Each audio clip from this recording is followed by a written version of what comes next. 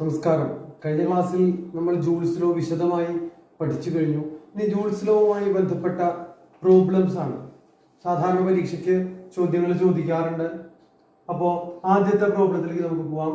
How much will be the heat developed if 0.2 ampere current flows through a conductor of resistance 200 ohm for 5 minutes?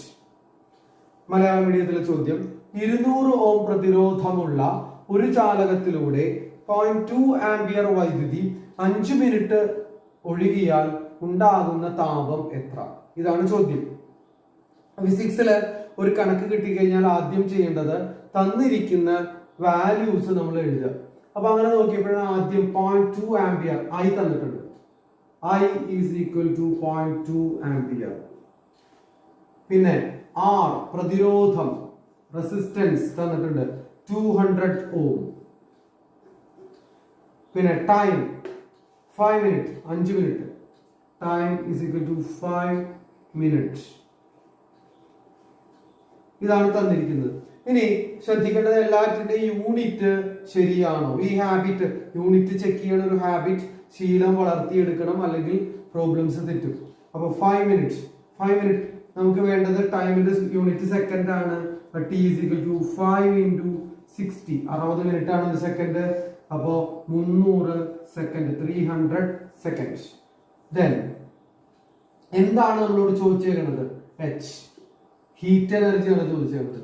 സ്വാഭാവികമായിട്ടും തന്നിരിക്കുന്ന വാല്യൂസും കാണേണ്ടതായ ക്വാണ്ടിറ്റിയും തമ്മിൽ ഒരു ബന്ധം ഉണ്ടായിരിക്കും. നമുക്ക് എച്ച് കാണാൻ 3 ഇക്വേഷൻസ് ഉണ്ട്. ഇതെല്ലാം നമുക്ക് ആവശ്യമായിട്ട് വരും പ്രോബ്ലംസ് ചെയ്യാൻ. H is equal to I square RT, H is equal to VIT, H is equal to V square by R into T. മറ്റൊന്ന് ഓംസിലും ആണ്, കഴിഞ്ഞ വർഷം പഠിച്ചതാണ്. V is equal to IR, I is equal to V by R, R is equal to V by I. അപ്പൊ അതിൽ ഏറ്റവും നമുക്ക് I തന്നിട്ടുണ്ട്, R തന്നിട്ടുണ്ട്, T തന്നിട്ടുണ്ട്. അപ്പൊ ഏറ്റവും നല്ല ഇക്വേഷൻ I 3 H കാണാൻ. അതിൽ ഏറ്റവും നല്ലത് ഈ പ്രോബ്ലത്തിന് ഏറ്റവും നല്ലത് H is equal to I square RT is equal to 0.2 square into R 200 into T 300 is equal to 2400 joule. 2400 joule. ഇനി ഇതിലാണ് ഒരു കാര്യം ചോദിച്ചിട്ടുണ്ട്. 1 calorie is equal to 4.2 joule എന്ന് തന്നിട്ടുണ്ട്. എന്നിട്ട് H is equal to എത്ര കലോറിയാണ്? അപ്പോ നമുക്ക് ഈ ജൂളിലുള്ള ഹീറ്റ് എനർജിയെ കൺവേർട്ട് ചെയ്യണം, കലോറിയിലേക്ക് കൺവേർട്ട് ചെയ്യണം. കലോറി എന്ന് പറഞ്ഞാൽ ഊർജത്തിന്റെ എനർജിയുടെ പഴയ ഒരു യൂണിറ്റ് ആണ്. ഒരു കലോറി എന്ന് പറഞ്ഞാൽ 4.2 ജൂൾ ആണ്. ഇവിടെ 2400 ജൂൾ ഉണ്ട്. അപ്പൊ H is equal to 2400 divided by 4.2, അത്രയും കലോറിയാണ്. അപ്പോ 571.42 കലോറി. അതാണ് ഉത്തരം. അപ്പൊ അത്തരത്തിൽ കലോറിയിലേക്ക് മാറ്റാൻ ചോദിച്ചിട്ട്, അപ്പൊ ഇതും കൂടി നിങ്ങൾ ഓർത്തു വെക്കണം. 1 calorie is equal to 4.2 joule ടെക്സ്റ്റിൽ കൊടുത്തിട്ടുണ്ട്. അപ്പൊ ഒരു പക്ഷേ വൺ വേർഡ് ഒക്കെ ആയിട്ട് ചോദിക്കാം.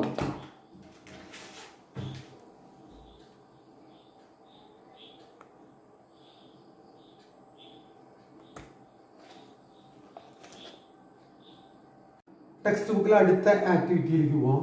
അടുത്ത ആക്ടിവിറ്റി നമുക്കറിയാം, ജൂൾസ് ലോ അനുസരിച്ച് H is equal to I square RT. Heat energy is equal to I square RT.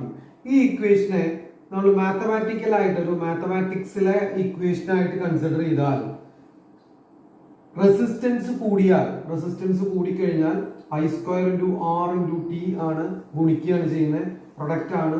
Resistance കൂടിയാൽ ഹീറ്റ് എനർജി കൂടും. ഒരു മാത്തമാറ്റിക്സിലെ കണക്കിലൊരു ഇക്വേഷൻ ആയിട്ട് കൺസിഡർ ചെയ്താൽ. പക്ഷെ ഇത് ഫിസിക്സിലെ ഇക്വേഷൻ ആണ്. ഫിസിക്സില് റെസിസ്റ്റൻസ് കൂടിയാൽ കറണ്ട് കുറയും.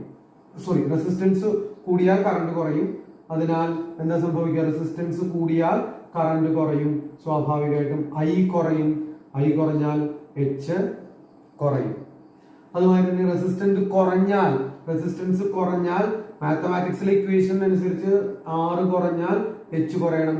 പക്ഷേ ഫിസിക്സിലെ ഇക്വേഷൻ ആണ് R പ്രതിരോധം എന്ന് പറഞ്ഞാൽ വൈദ്യുത പ്രവാഹത്തിനുള്ള തടസ്സമാണ്. അത് കുറയാണ്.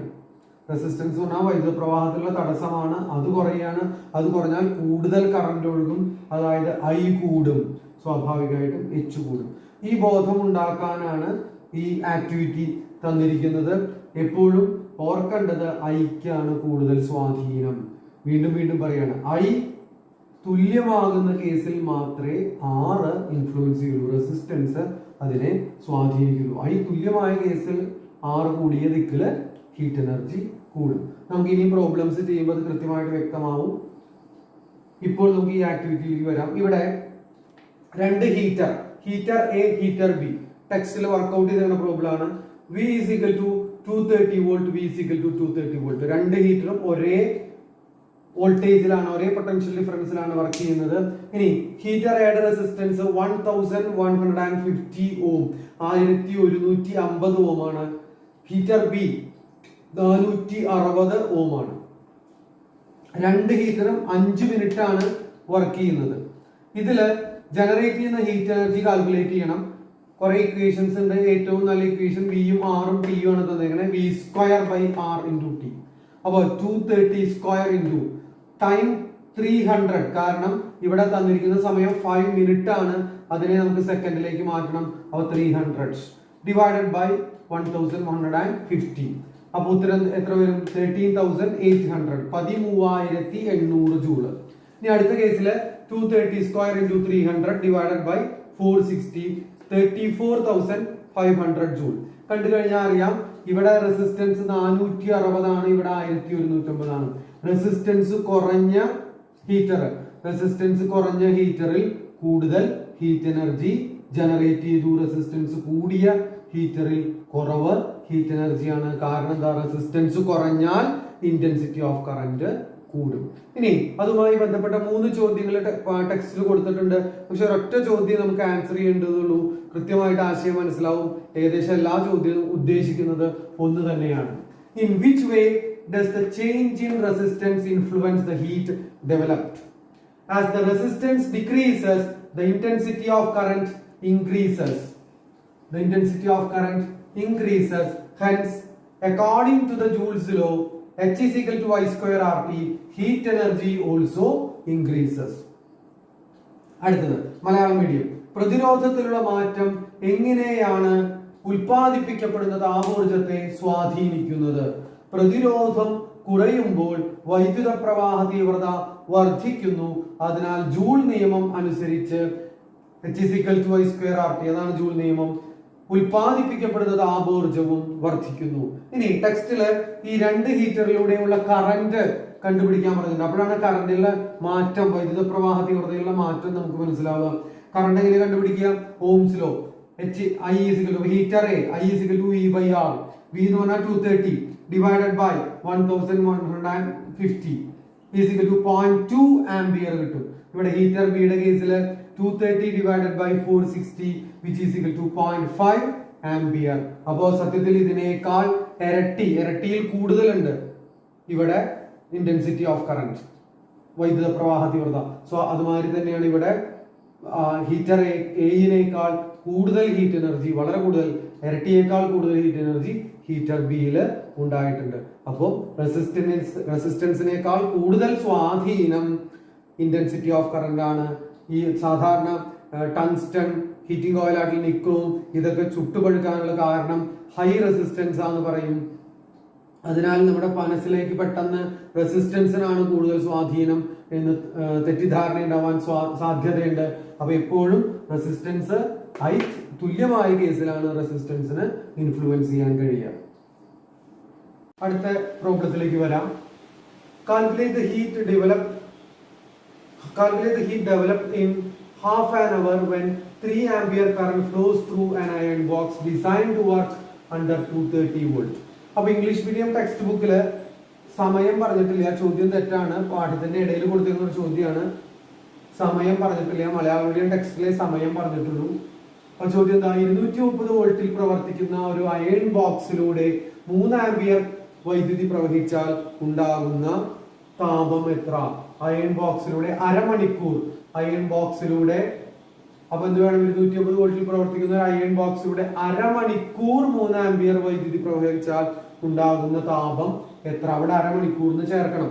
നമുക്ക് പ്രോബ്ലം കിട്ടിക്കഴിഞ്ഞാൽ ആദ്യം തന്നിരിക്കുന്ന വാല്യൂസ് എഴുതുക. I is equal to 3 ampere, V is equal to 230 volt and T is equal to 0.5 hour, അരമണിക്കൂർ. അത് കഴിഞ്ഞാൽ ശ്രദ്ധിക്കേണ്ടത് യൂണിറ്റ് ശരിയാണോ? യൂണിറ്റ് ശരിയല്ല, മണിക്കൂറാണ്, അതിനെ എന്താക്കി മാറ്റണം? 5 മണിക്കൂർ, അരമണിക്കൂറാണ്, അതിനെ സെക്കൻഡ് ആക്കി മാറ്റണം. ടി ഈസ് ഈക്വൽ ടു എന്ത് വരും? അരമണിക്കൂർ എന്ന് പറഞ്ഞാൽ 30 മിനിറ്റ് ആണ്. 30 × 60, 1 മിനിറ്റ് എന്ന് പറഞ്ഞാൽ 60 സെക്കൻഡ്. അപ്പൊ T is equal to 1800 second. ഇനി തന്നിരിക്കുന്ന എന്താണ് കാണേണ്ടത്? എച്ച്. അപ്പൊ എച്ച് കാണാൻ നമുക്ക് കുറെ ഇക്വേഷൻസ് ഉണ്ട്. H is equal to I square RT, H is equal to VIT, H is equal to V square by RT or V square T by R. ഇതിൽ ഏറ്റവും അനുയോജ്യമായിട്ടുള്ള ഇക്വേഷൻ ഏതാണെന്ന് ആലോചിച്ചു. V തന്നിട്ടുണ്ട്, I തന്നിട്ടുണ്ട്, T തന്നിട്ടുണ്ട്. സ്വാഭാവികമായിട്ടും ഏറ്റവും എളുപ്പത്തിൽ H is equal to VIT is equal to V 230 into I 3 into T 1800 is equal to joule. 12,42,000 joule. ഇതാണ് ഉത്തരം. ഈ പ്രോബ്ലംസ് എല്ലാം ചെയ്തു പഠിക്കുക. ടെക്സ്റ്റ് കിട്ടിയവർ അതിന്റെ പിന്നിലുള്ള പ്രോബ്ലംസ് കാണാൻ വർക്ക്ഔട്ട് ചെയ്യാൻ വേണ്ടി ശ്രമിക്കുക. നമ്മൾ അവസാനം പാഠം കഴിഞ്ഞാൽ HSS ചെയ്യും. അതിനു മുമ്പായിട്ട് ഈ ജൂൾസിലുമായി ബന്ധപ്പെട്ട പ്രോബ്ലംസ് ഉണ്ടെങ്കിൽ അത് തന്നെ ചെയ്യാൻ നോക്കുക. ഓക്കെ.